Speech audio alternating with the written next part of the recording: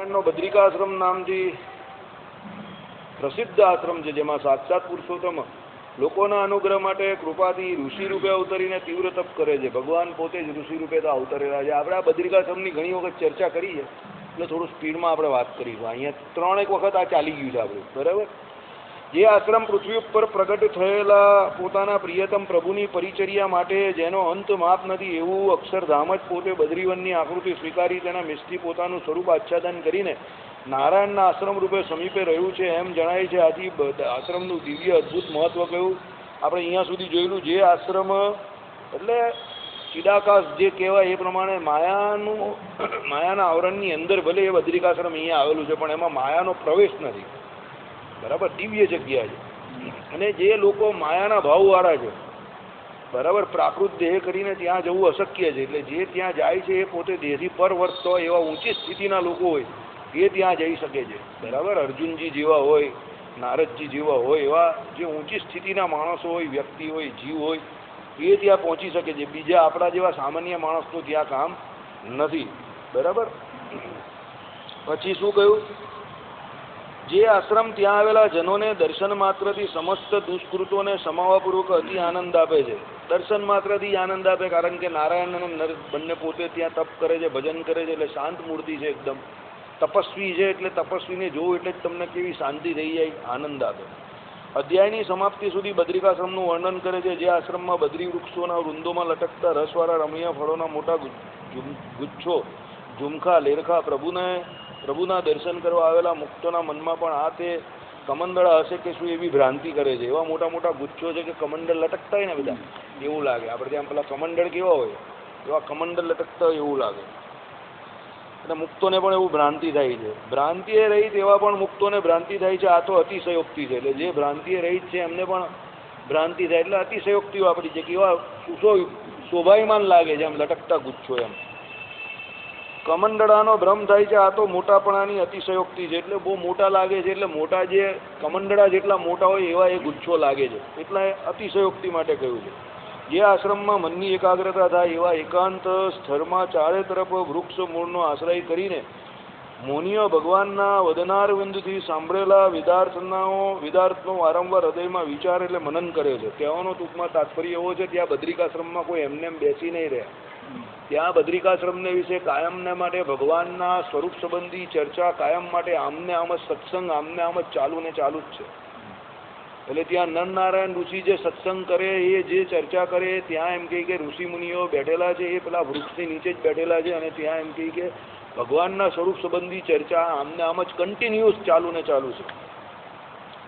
જે આશ્રમમાં સસલા, ઉંદર, પક્ષીઓ, મૃગ વગેરે પણ સારું શિક્ષણ આપેલા મુનિ બાળકો હોય ને શું એમ નારાયણનું નિશ્ચરપણે ચિંતન કરે છે. એટલે બધા હકીકતમાં આ બધા ચંચળ છે. સસલું ચંચળ છે, મૃગલું ચંચળ છે, આ બધા દોડવાવાળા પશુઓ છે. તો પણ એમ કે પેલા મુનિઓએ એમને પ્રશિક્ષિત કરેલા હોય ને, સર્કસમાં જેમ પ્રશિક્ષિત કરેલા હોય ને એ પ્રમાણે એકદમ શાંતિથી બેઠેલા હોય અને શાંતિથી એક સ્થળમાં બેઠેલા હોય. એટલે ઘણા લોકો એવા સસલા જેવા હોય. મંડળમાં એક છોકરો પહેલાં આવતો હતો વર્ષો પહેલાં, એનું નામ હવે સસલું પાડેલું. હાલો અહીંયા હમણાં હોય તો 10 મિનિટમાં પેલો નાકા પર હોય ને 15 મિનિટમાં ત્યાં ચાલ્યો ગયો હોય ને પછી કાનો કા રખડતો થઈ જાય. હા, બંધ થઈ ગયો. આવું તો બંધ થઈ ગયો. હતો પહેલેથી સસલા જેવો જ હતો. આવું પહેલા આવતો હતો એ સસલા જેવો જ એનો સ્વભાવ. હાવ એનું નામ જ સસલું પાડેલું. બરાબર.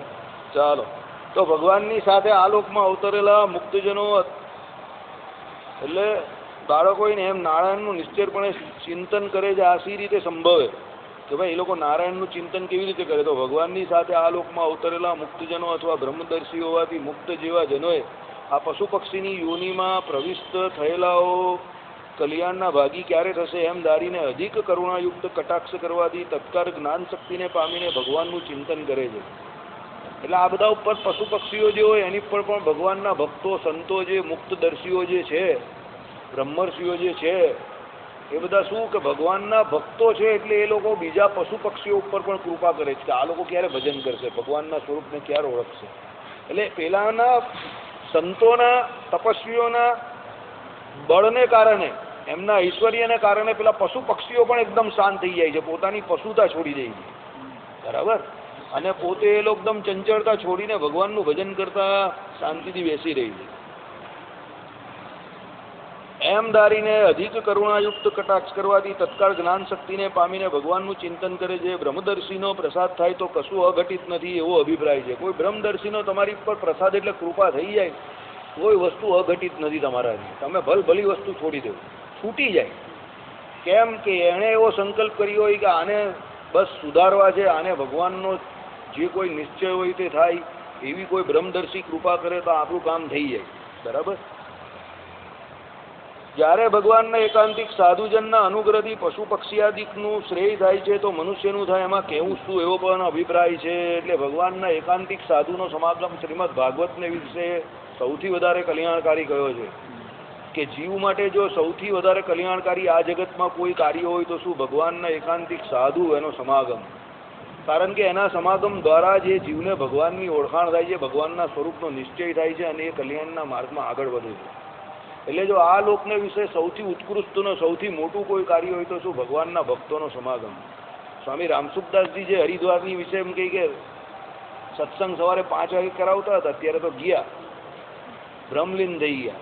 તો એ સ્વામી રામસુખદાસજી સવારે 5 વાગે જ્યારે સત્સંગ કરાવે અને કોઈ એમના ડેઈલી આવનારામાંથી કોઈ ન આવે ને પછી બપોરે કે ગમે ત્યારે મળે પછી એને પૂછે કે સવારે સત્સંગમાં નહીં આવેલા આજે, તે કંઈ કામ હતું કોઈ એવું કહી ને તે કહે કે સત્સંગથી મોટું કયું કામ હતું.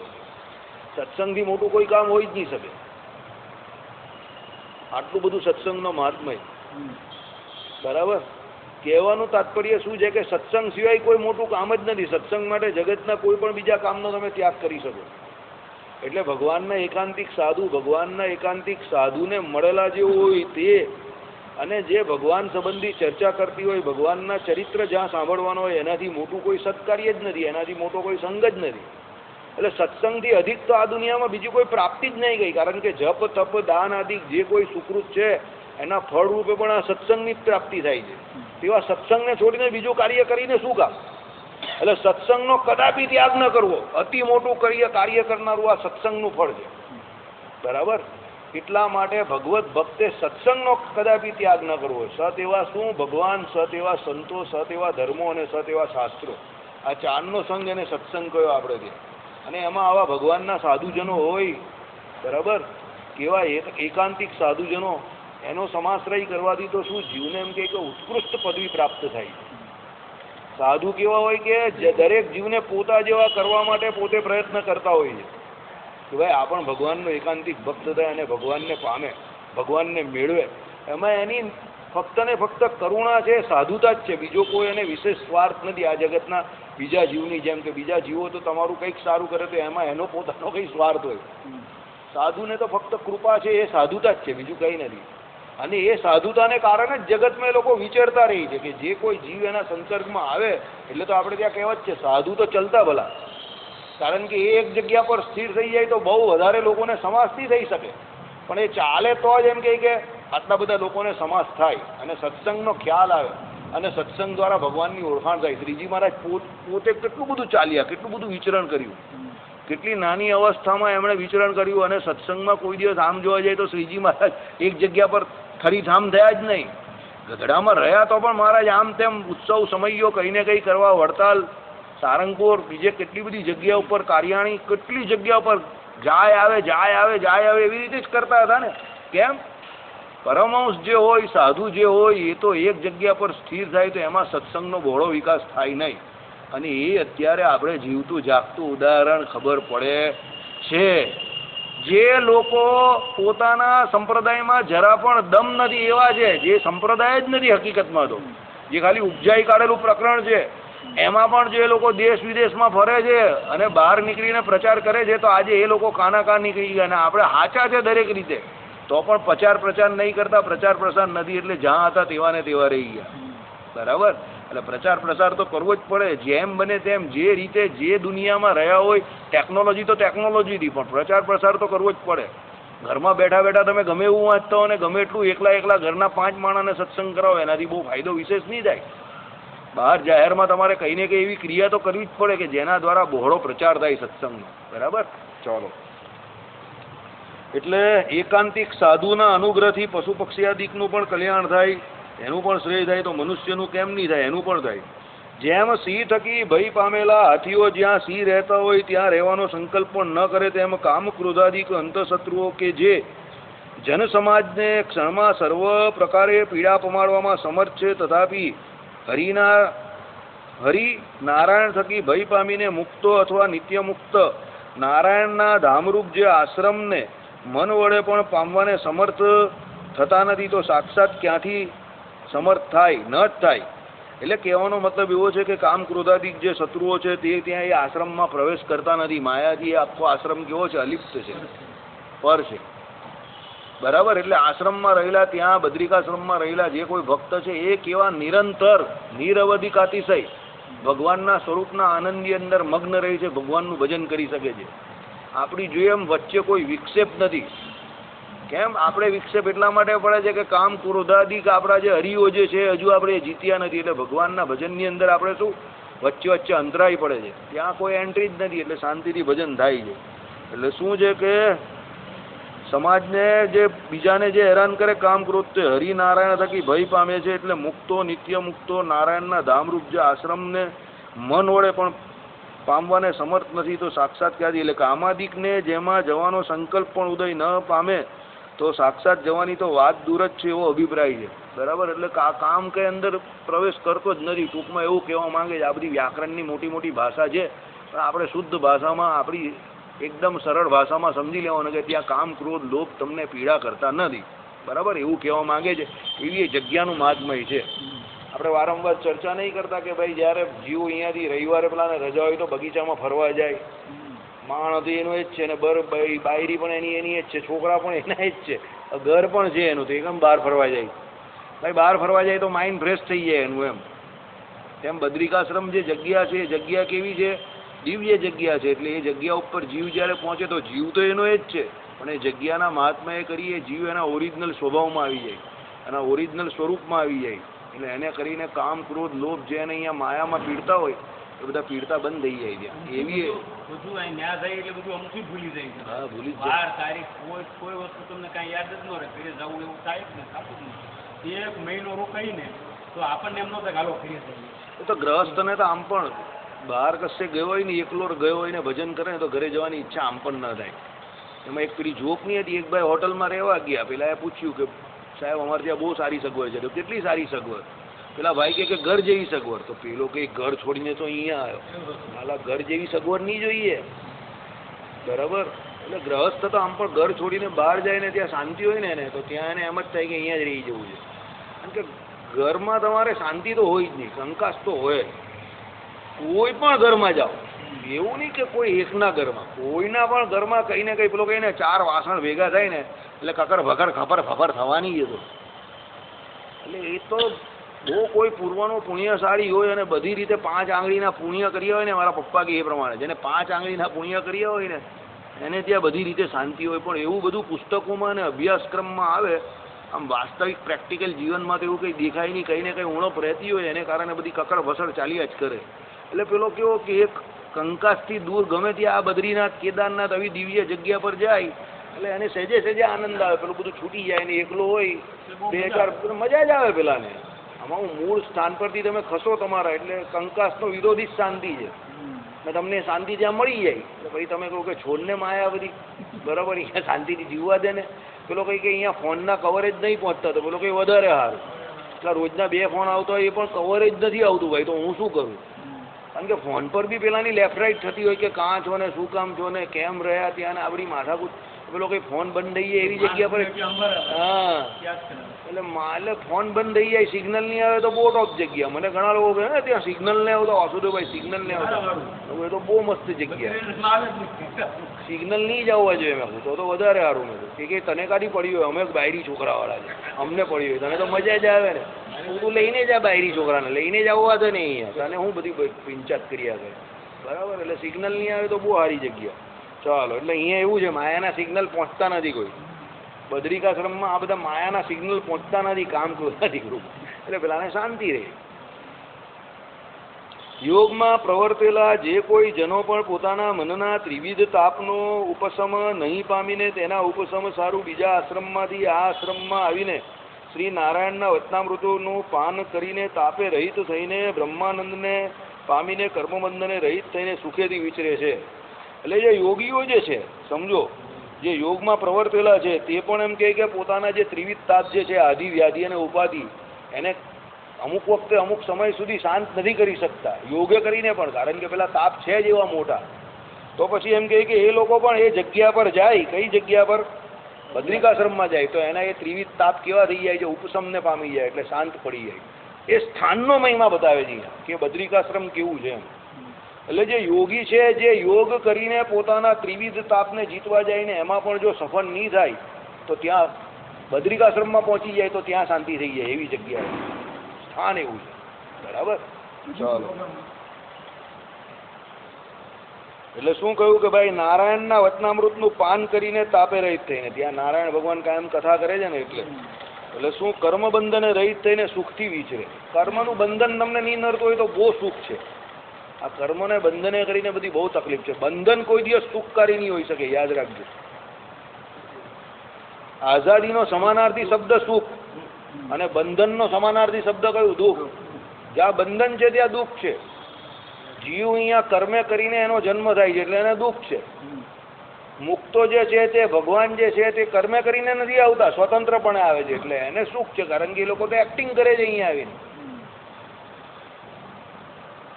એ તો સુખ ને દુઃખ થી પર વર્તે છે.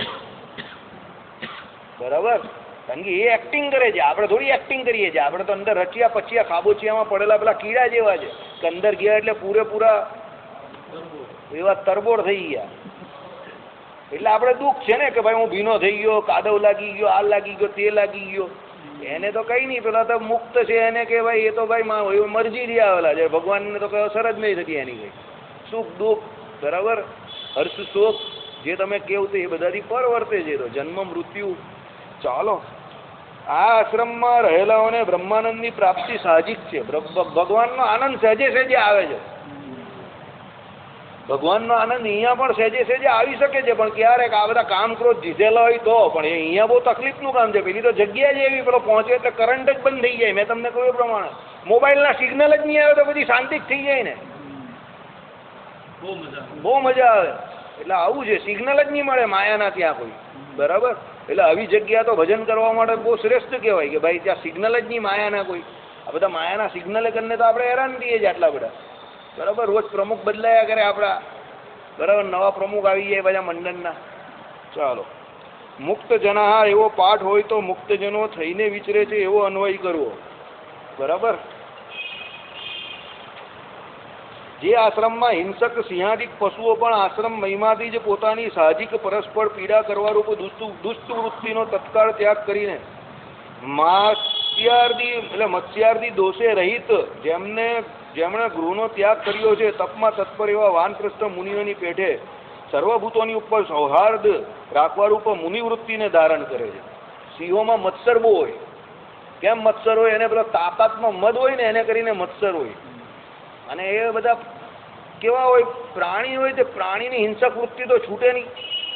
બરાબર, આ બધા ટ્રેનરો પણ એને ટ્રેન કરે, પણ એ લોકો પણ એક હદ પછી એને પણ ખબર પડે કે આ એની હિંસક વૃત્તિ છોડે નહીં. એટલે પેલું હન્ટર કે પેલી ડંબુક એવું કંઈ રાખે કે ગમે ત્યારે પેલો કંઈ એની હિંસક વૃત્તિ પર આવે તો એની જાન બચાવવા માટે એ લોકો પેલાને મારી નાખે. હમણાં જ પેલા ફોરેન કન્ટ્રીઝમાં કોઈ થયેલું ને, એક છોકરું કંઈક ભૂલમાં કંઈ અંદર ચાલ્યું ગયું અને પેલું સિંહ કે કોઈ એની પર તડાપ મારતું હતું, પેલા ફટાક દઈને ગન કાઢીને પેલા સિંહને મારી નાખ્યું. ઘણા બધાએ પછી વિરોધ કર્યો કે ભાઈ સિંહને શું કામ મારી નાખ્યું, ભૂલ તો પેલાની હતી, પ્રાણીને શું કામ મારી નાખ્યું. ત્યારે પેલા લોકોએ સ્ટેટમેન્ટ આપ્યું, મનુષ્યની જાનની કિંમત અમે બીજા બધા પ્રાણીઓ કરતાં વધારે માનીએ છીએ, એટલે અમે મનુષ્યને બચાવવા માટે કોઈ પણ કામ કરી શકીએ છીએ. કાયદો બતાવી દીધો. આ લોકો તો બહુ વિચિત્ર છે આજકાલ. લોકો કહે કે ભાઈ સિંહને માર્યો તો સિંહ બી માર્યો તો ખરો જ ને, જાન તો ગઈ જ ને કોઈની ને કોઈની. હવે પેલો માણસ મરી જતો તો એ લોકો કહે કે હાલા માણસને નહીં બચાવ્યો, બંને બાજુ ઢોલ બચાવે, પાકિસ્તાન જેવું. હવે પાકિસ્તાનમાં જઈને હુમલો કર્યો તો હવે આપણે ટેન્શન વધી ગયું એમ કે બધા જે બોર્ડરના લોકો છે એ બધા ટેન્શનમાં જીવે છે, એટલે આમ પણ બોલે ને લોકો આમ પણ બોલે, બંને બાજુ બોલે. નહીં કરતા હતા લોકો એમ કે ભાઈ પેલા કેટલા બધા સૈનિકોને આવીને નિર્દોષ માર નાખે, તો કંઈ કરતા નથી આપણો એમને એમ બેસી રહેલા. કરે તો બી દુઃખ, નહીં કરે તો બી દુઃખ, બંને બાજુ દુઃખ છે. બરાબર, આવી વાત છે. એટલે બહુ ફિકર કોઈની કરવા સિવાય આપણે જે સમય પર યોગ્ય લાગે એ પગલું ભરવું બહુ ઠીક છે એમ. આમાં એ જ વસ્તુ કહેવા માંગે કે ભાઈ એ જગ્યાનો એવો પ્રતાપ છે કે સિંહ આદિ જે હિંસક પશુઓ છે એ પણ પોતાની હિંસક વૃત્તિ ભૂલી જાય છે.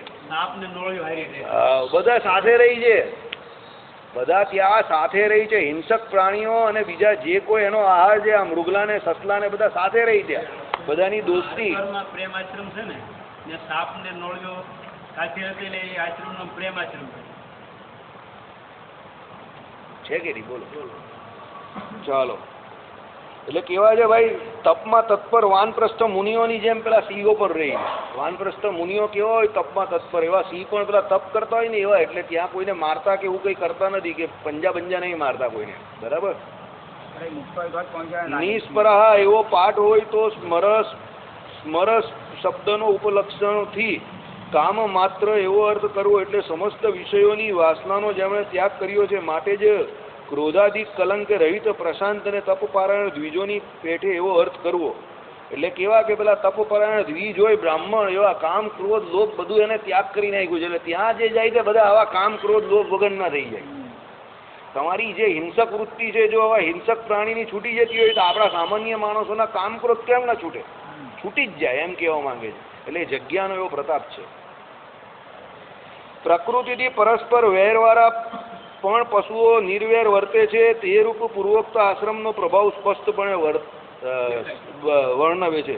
એટલે જે બંને સ્વાભાવિક રીતે જ દુશ્મન છે, સાપ ને નોળિયો એમને કહ્યું ને એ પ્રમાણે, એ પણ બંને ત્યાં દોસ્તી કરીને આમ હાથ મેળવીને ફરે છે. જે આશ્રમમાં સર્પો નોળિયાની સાથે, હાથીઓ કેસરી સિંહોની સાથે, હાથી ને સિંહની પણ બહુ ખતરનાક દુશ્મની એ બંને લડે, એટલે બંને બહુ ખતરનાક લડે. ને એવું કહેવાય છે કે કોઈ વખત સિંહ જીતી જાય ને કોઈ વખત હાથી જીતી જાય. એવું કંઈ કહેવાય નહીં કે બધી વખતે સિંહ જ જીતે.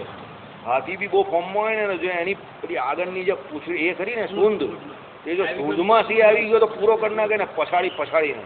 અને પગ જો એનો પડી ગયો એકવાર સિંહ ઉપર તો રામ રોટલો. સિંહ હંમેશા હાથી પર એટલે પાછળથી એટેક કરવા જાય, આગળથી એટેક કરવા જાય ને તેનો રામ રોટલો કરી નાખે, આગળ તો ભૂકા કાઢી નાખે. એટલે બંને એકદમ બળનું, બંને ને બળવાન છે બેઉ. ચાલો, પછી લખ્યું કે ભાઈ ઉંદરો બિલાડાની સાથે. બરાબર. આપણે ત્યાં પણ અહીંયા એવા ઘણા બેઠેલા છે. બરાબર. ચાલો, કેમ હસવું આવ્યું તમને લોકોને? શિયાળિયાઓ નારની સાથે. હવે નાર પણ પેલું એક એવું પક્ષી છે આમ, એટલે પ્રાણી આમ પેલું એ બહુ પાવરફુલ હોય પંજો. પછી મૃગ વાઘોની સાથે. વાઘ ને મૃગ, વાઘ હંમેશા પેલા ડિસ્કવરી ચેનલ પર હોય ને પેલા મૃગલાના ટોળા જતા હોય ને એની પાછળ જ દોડીને શિકાર કરવા દોડતા હોય. ગુવળો કાગડાઓ સાથે નિર્ભયપણે વિચરે છે. બરાબર. ગુવળોનો ખોરાક જ કાગડાઓ હોય, એટલે એની પાસે નિર્ભયપણે બધા વિચરે છે. જે આશ્રમમાં અત્યંત નિર્મળ જળ જેનું છે, દર્શન માત્રથી સમગ્ર પાપપુંજને હરનારી, ચંદ્રમાના જેવી શ્વેત કાંતિવાળી, જેમાં ઊંચા તરંગો ઉછરે છે, વિશેષ વિસ્તારવાળી અને વિષ્ણુના ચરણારવિંદનું અવલંબન કરીને પ્રવર્તેલી હોવાથી વિષ્ણુપતિ નામથી પ્રસિદ્ધ એવા ગંગાજી વિરાજે છે. આ ઉપરથી મુનિઓની ચિત્તવૃત્તિનો ધ્વનિ થાય છે. તેમની ચિત્તવૃત્તિ રાગ દ્વેષાદી દોષોથી નહીં દૂષિત થયેલી નિર્મળ છે. તે ચિત્તવૃત્તિનો નિરંતર અભ્યાસ કરવાથી સાક્ષાત્કાર રૂપ. બહુ લાંબુ છે એટલે આપણે ધીમે ધીમે વાંચીએ. ટૂંકમાં કહેવાનો સાર એવો છે કે આ આશ્રમમાં ગંગાજી પણ એમ કે વહે છે. બરાબર. અને એ આશ્રમમાં એ ગંગાજીનું પણ દર્શન થાય છે. બીજી વાત શું કરી કે જે એમ કહે કે મુનિઓની ચિત્તવૃત્તિનો ધ્વનિ થાય છે, તેમની ચિત્તવૃત્તિ રાગ દ્વેષાદી દોષોથી નહીં દૂષિત થયેલી નિર્મળ છે. એટલે જે મુનિઓ ત્યાં ભગવાનનું ભજન કરે છે એ બધા નિર્મળ છે, નિષ્કામ વર્તમાનમાં કાયમ માટે રહેનારા છે. કારણ કે એ લોકોને કામ ક્રોધ હેરાન જ નહીં કરતા, સહેજે રીતે રહેવાય. ચિત્તવૃત્તિનો નિરંતર અભ્યાસ કરવાથી સાક્ષાત્કાર રૂપ દર્શન દશાને પામીને અનાદિકાળના અનંત પાપ સંચયને નાશ કરનારી અમૃત પ્રભાની પેઠે આહલાદ આપનારી અને ધ્યાનના ઉત્કર્ષને સહજ સ્વભાવથી પ્રતિદિન તરંગવાળી તથા વિસ્તૃત થતી જાય છે. એટલે મનની વૃત્તિ કેવી થઈ જાય છે? બધું કામ ક્રોધ બધું છૂટી જ ગયું. પછી કેવું કે ભાઈ એ બધું છૂટી જાય એટલે નિરંતર ભગવાનમાં એમ કે જે ચિત્તવૃત્તિ જે છે તે કેવી ભગવાનમાં લાગેલી રહે, એટલે ભગવાનનો જે સાક્ષાત્કાર એ થાય છે. અનાદિકાળના જે પાપ સંચય જે છે એ બધો નાશ થઈ જાય અને એમ કહે કે ધ્યાનના ઉત્કર્ષના સ્વભાવવાળી, એટલે એમ કે કેવી કે જ્ઞાન ભગવાનનું ધ્યાન કાયમ માટે થાય એટલે ભગવાનનો સાક્ષાત્કાર પણ થઈ જાય છે. ટૂંકમાં કહેવાનો સાર એવો છે કે અહીંયા સહેજે સહેજે ભગવાનમાં વૃત્તિ રહી છે. ભગવાન જ્યારે સત્સંગ કરાવતો હોય ત્યારે ભગવાનની મૂર્તિમાં, અને ભગવાન જ્યારે સત્સંગ ન કરાવતો હોય ત્યારે અંતરમાં જે ભગવાનની મૂર્તિ દેખાય એ રૂપે. પણ ભગવાનનો સાક્ષાત્કાર ત્યાં નિત્ય નિરંતર વર્ત્યા જ કરે છે. જે આશ્રમમાં ગંગોદકમાં ધોઈને વૃક્ષોની શાખાઓ લાંબા સૂકવેલા ત્યાંના વાસી મુનિઓના અનેક કંથાઓ એટલે જીર્ણ વસ્ત્રના કટકા વડે સીવીને કરેલા વસ્ત્રો અને વલ્કલોને વાયુ પણ શંકા સાથે સ્પર્શ કરે છે. અર્થાત વાયુ શોધક સ્વભાવવાળો છે, તથાપિ મહર્ષિના અને ગંગાજળના સંબંધથી વસ્ત્રોની અતિશય શુદ્ધિ સમજીને પોતાનો શુભાશુભ સ્થળમાં વિચરણ સ્વભાવ હોવાથી સ્વસ્પર્શથી અશુદ્ધિની આશંકા કરીને સાસંક સ્પર્શ કરતો હોય ને શું એમ વર્તે છે. કહેવાનું તાત્પર્ય એવું છે કે જે વાયુ જે છે એ તો કોઈની આમ તો કોઈ ડેફિનેશન એની તો કંઈ હોતી નથી, એ તો ગમે ત્યાં ચાલ્યો જાય. વાયુને થોડો કોઈ રોકી શકે.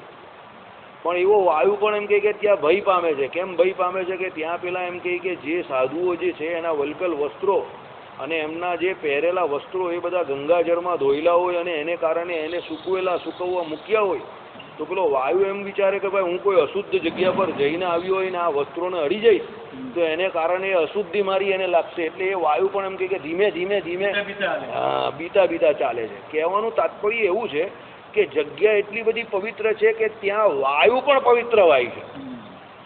આ બધી ઉપમા છે, અલંકારિક ભાષા છે કે વાયુ પણ ત્યાં અતિશય શુદ્ધ વાય છે. એમ પવન પણ એકદમ ઠંડો અને પવિત્ર શુદ્ધ. બરાબર. આ ધ્રુવાશ્રમ છે, ધ્રુવાશ્રમ છે, હું જે છત્તીસગઢ રાજ્યું પછી ગંગા કિનારે તપ કરવા ગયા, જે બેઠા અને ગંગાજીનો અવાજ આવ્યો, ખળખળ અવાજ આવ્યો, ત્યારે ઉભા થઈને આવતા છે તો ગંગાજી પાસે કેમ બેઠા એમાં તમારો અવાજ મને સુખ નથી આવતું, શાંત થઈ આવે, શાંત થઈ જાય. આ કેટલા હજારો વર્ષ છે, આ તો ધ્રુવાશ્રમમાં ગંગાજી જરા પણ અવાજ નહીં, બોલો બિલકુલ અવાજ આજની તારીખમાં નથી આવતો. ધ્રુવજી ભગવાનના બહુ પરમ ભક્ત ઉત્તમ ભક્ત કહેવાતા હતા. અને જ્યાં સુધી આ દુનિયામાં રહ્યા ત્યાં સુધી એવું કહેવાતું હતું કે વિષ્ણુ ભક્ત તરીકે ઓળખાતા હતા. અને લોકો એમને વિષ્ણુ ભક્ત તરીકે મહર્ષિઓ પણ ઓળખતા હતા. અને લોકો થરથર ધ્રુજતા હતા એમના નામથી કે ભાઈ બહુ પરમ વિષ્ણુ ભક્ત છે એમ. એટલે આખી પ્રકૃતિ એમના કયામાં વસતી હતી એવું કહી તો ચાલે. બધું એના કયામાં. કહેવાનો સાર એવો છે ટૂંકમાં કે ભગવાન જો તમારી પર રાજી થઈ જાય તો બધું તમારે કયામાં આવી જાય. અને ભગવાન નથી રાજી તો ભાઈ દુનિયાને તો આપણે કોઈને રાજી કરી જ નહીં શકતા. એ તો આપણે ખબર જ છે. આને પકડવા જઈએ તો પેલો રહી જાય, અને પેલાને પકડવા જઈએ તો આ રહી જાય. ચાલો, એટલે અનેક કંથા શુક એમ કહેવાથી અંશુક એટલે વસ્ત્રોને આરંભનારી કથાઓ અનેક જાતની જાણી લેવી. કૌપિન કંથા શુક એવો પાઠ હોય તો કૌપિન કંથા અને અંશુક વસ્ત્ર એવો અર્થ કરવો. આ બધી વ્યાકરણની ભાષા છે. આ બધી જે પેલા કૌપિન હોય તે, પછી કંથા પેલી પહેરેલી હોય તો, એટલે બધું તમારે સમજી લેવાનું કે ઓઢવાનું પહેરવાનું બધું જે કઈ હોય તો બધું આવી ગયું. બસ જે ઉપર બસ ટૂંકમાં આપણે સમજી લેવાનું. બહુ લાંબા વ્યાકરણમાં ને એ બધું તમારે ને મારે પડવાની કોઈ જરૂર નથી, કારણ કે આપણે કોઈને જીતવા જવો નથી. આ તો અર્જુનદાસ શાસ્ત્રીને આ બધા બહુ વિદ્વાનો ને એટલે બધા શબ્દો જોડે મારામારી કર્યા કરે. મારામારી કરવી જરૂરી છે, એમાં ના નહીં પાડતા, પણ આપણે તો લેયર કરવાની, મોજ કરવાની. બરાબર. ચાલો, જે આશ્રમ સર્વે ઇન્દ્રિયોનું નિયમન કરીને પ્રકૃતિ થકી વિલક્ષણ જાગ્રતાદી અવસ્થાએ અતીત જ્ઞાનેક ગણ માટે જે બ્રહ્મભાવથી સ્ફુરાયમાન તથા શુદ્ધ આત્મ સ્વરૂપનું નિરંતર અનુસ્મરણ કરનારા માટે જ અચર એવી બ્રહ્મનિષ્ઠાએ કરીને બ્રહ્મભૂત થયેલા અને સૂર્ય જેમ સ્વસન્નિધિમાં આવતા સર્વ કોઈના નેત્રમાં પ્રતિરોધ કરનારા અંધકારને નાશ કરે છે, તેમ બ્રહ્મનિષ્ઠાના તેજથી પોતાની સન્નિધિમાં આવતા જનોના અંતરના અજ્ઞાનરૂપ અંધકારને નાશ કરનારા, અર્થાત જેમાં અગ્નિમાં નાખેલા આંકડાનું તુરત બળી જાય છે, એમ બ્રહ્મનિષ્ઠાની પ્રભાથી જનોના સમગ્ર પાપપુણ્યને બારી નાખનારા એમ જીતેન્દ્રિય યતિઓએ સેવેલો છે.